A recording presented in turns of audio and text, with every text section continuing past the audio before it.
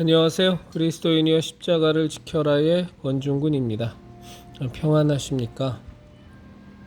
예수님의 평안이 여러분과 여러분의 가족분들에게 함께하기를 진심으로 바랍니다. 물론 저와 저희 가족에게도 함께 하시기를 진심으로 바랍니다. 이 시간에는 한 명의 목사가 왜 주일 예배에서 몇 번씩 같은 설교를 하는가 라는 제목으로 제 신앙적 생각을 나눠보도록 하겠습니다. 예배당의 좌석은 한정되어 있고 교인은 너무 많아서 어쩔 수 없이 주일 예배를 몇 번에 걸쳐 나누어 드리는 모습은 규모가 제법 되는 교회에서는 흔하게 볼 수 있는 모습입니다. 똑같은 내용의 예배가 몇 번에 걸쳐 드려지는 이런 예배의 모습은 현대의 한국 교회에서는 당연한 것으로 받아들여지고 있고, 한편으론 성공한 목회의 전형처럼 여겨지기도 합니다. 그러나 우리 같이 생각해 보았으면 싶습니다. 몇 번에 걸쳐 예배를 드리는데 예배에서 선포되는 설교가 복사한 듯이 같고 부르는 찬송가나 광고 내용이나 모든 것이 같다면 왜 이 모든 것을 담임 목사 한 명이 다 담당을 해야 할까요? 이렇게 반복할 거면 일부 예배를 인도한 목사의 동영상을 녹화해서 설교 시간에 틀어놓으면 되는 것을 말입니다. 어떤 분은 이렇게 말씀하시더군요. 그래도 목사가 강단에서 생생하게 설교를 하는 것을 보는 것과 동영상으로 설교를 접하는 것은 느낌이 완전히 다르다고 말입니다. 100번을 양보해서 그 말씀을 그대로 받아들이더라도 한 번만 자신의 마음을 솔직히 살펴보았으면 합니다. 혹시 우리가 담임 목사를 우상으로 삼고 있는 것은 아닌지 말입니다. 강의를 해보신 분이라면 반복적인 강의가 얼마나 힘이 드는지를 잘 아실 겁니다. 더 큰 문제는 횟수를 거듭할수록 점점 내면의 열심과 긴장감이 떨어지게 된다는 것입니다. 이는 사람이기에 어쩔 수 없는 현상입니다. 제가 한때 출석했던 한 교회는 한 명의 담임 목사가 주일에 심지어 8번의 예배를 인도하는 일도 있었습니다.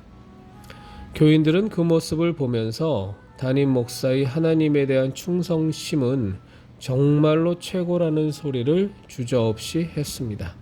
저도 그런 말을 많이 했었습니다. 그러나 한 사람이 예배를 다 책임져야 하는 그런 모습이 충성으로 해석되는 지금의 예배 문화는 잘못된 겁니다. 교인 수는 많고 건물은 비좁아서 어쩔 수 없이 몇 번에 걸쳐서 예배를 나누어 드려야만 한다면 각 예배의 인도자와 설교자는 달라져야 합니다. 그래서 교인들이 다양한 설교를 접할 기회를 제공받아야 합니다.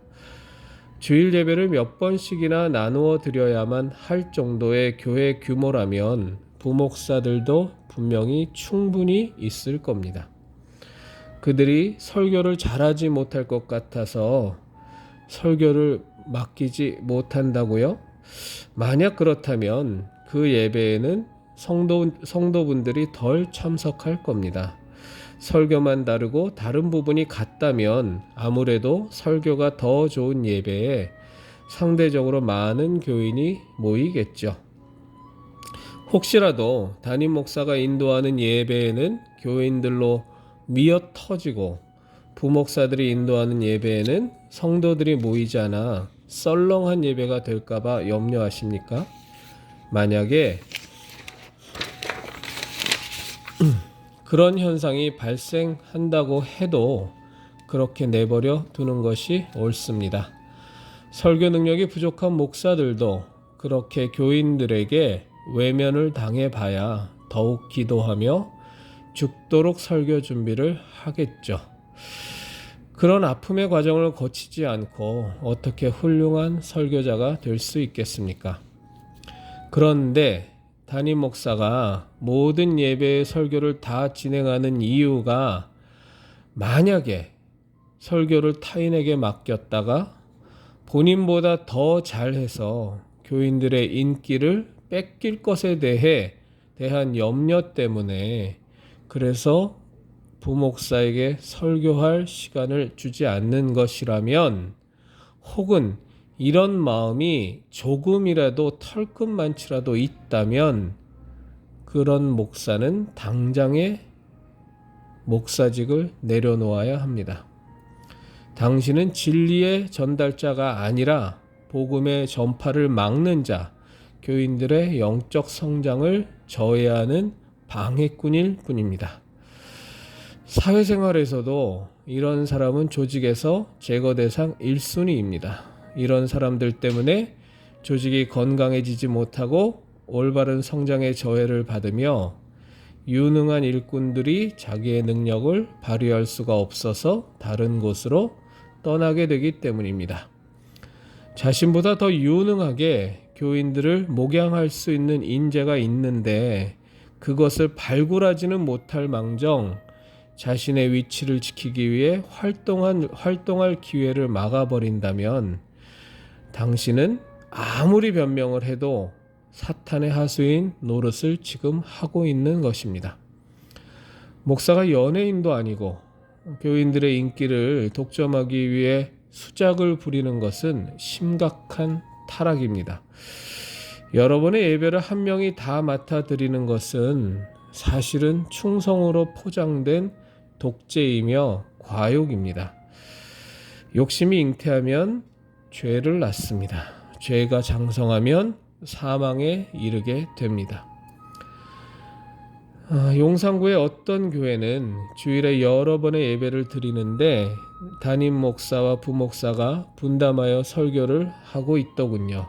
그런데 교인들이 담임 목사의 설교하는 예배에만 참석하려고 하니 일부러 담임 목사가 몇 부 예배에서 설교하는지를 매 주일마다 비밀로 하고 있습니다.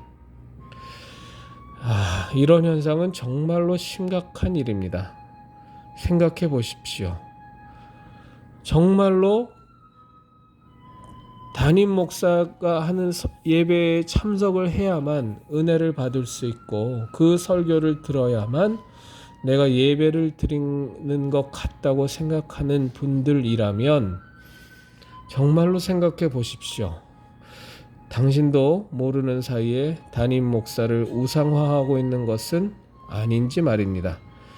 예배에서 하나님을 만나고 싶은 것이 아니라 너무나도 훌륭해 보이는 담임 목사를 만나러 온 것은 아닌지 말입니다.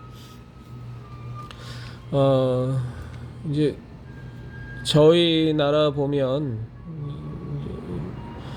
몇 번에 걸쳐서 예배를 드리는 것이 좀 일반적인 것 같아요. 그러니까 뭐 사실 교인 수가 많아서도 그렇게 예배 드리는 경우가 뭐 1차적으로 있을 거고 또 한편으로는 예배에 참석하는 어떤 편의를 위해서 그렇게 하는 경우도 있을 거고 또 한편으로는 뭐 아동부라든가 중고등부하고 그 다음에 또 성인을 위한 예배하고 그렇게 교인들의 특성에 맞춰서 나누어 예배를 드리는 경우도 분명히 있습니다. 사실 저는 그 아동부 예배와 중고등부 예배, 그 성인을 대상으로 한 예배를 주일날 나누는 것도 바람직하지 않다고 저는 생각합니다. 주일 예배는 모든 연령층이 다 참석해서 예배를 드리는 그런 예배가 되어야 된다고 저는 보고요. 주일 대예배는 그리고 이렇게 연령별로 또는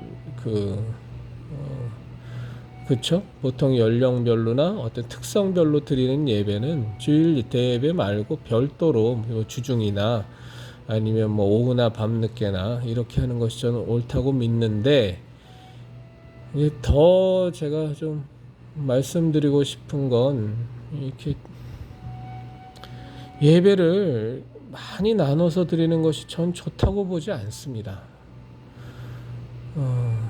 또 주일 오후에 또 찬양 예배 혹은 오후 예배 또 나눠서, 물론 대부분의 교회는 이제 그 예배는 이렇게 좀 특별한 어떤 집회 형식으로, 어떤 때는 어떤 곳은 찬양 예배를 모습으로, 또 어떤 곳은 외부 강사를 초빙하는 모습으로 이렇게 좀 다양하게 가져가기는 합니다만, 저는 이렇게 주일 예배를 여러 번에 나눠서 1시간 반, 2시간 간격 이렇게 드리는 것도 저는 사실은 반대하는 사람입니다.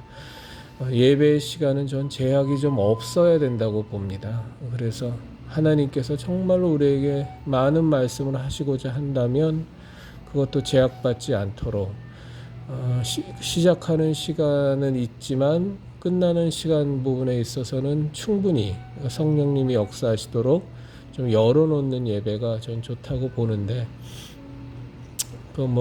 저는 목회자가 아니니까 목회자들의 또 현실적인 사정은 달리 있겠죠. 그러나 하나 분명한 것은, 저는 같은 예배를 같은 목사가, 대부분 담임 목사인데 이렇게 반복적으로 드리는 예배는 저는 분명히 문제가 있다고 봅니다. 그건 아닙니다. 그건 충성으로 포장되어 있을 뿐이지, 그것을 충성이라고 해석하는 것도 저는 굉장히 이상합니다. 오히려 강단을 독점하는 것이라고 저는 보고 있고요. 그 강단을 부목사들에게 이렇게 좀 오픈해야 됩니다. 그래서 본인은 자기가 담임 목사일지라도 한 번의 예배를 드리는데 정말로 기도하면서 열과 성의를 다해서, 또 부목사들도 또 다른 예배를 하는데 그렇게 해서 경쟁을 하라는 뜻은 아니지만, 내가 드리는 한 번의 예배가 처음이자 마지막이다라는 생각을 갖고 내 혼신의 힘을 다해서 예배를 인도할 수 있도록 하는 것이 바람직하지 않겠나, 저는 그렇게 생각합니다. 그리스도인 여러분, 우리 예수님의 십자가, 구원의 십자가, 진리의 십자가, 생명의 십자가를 지키십시다.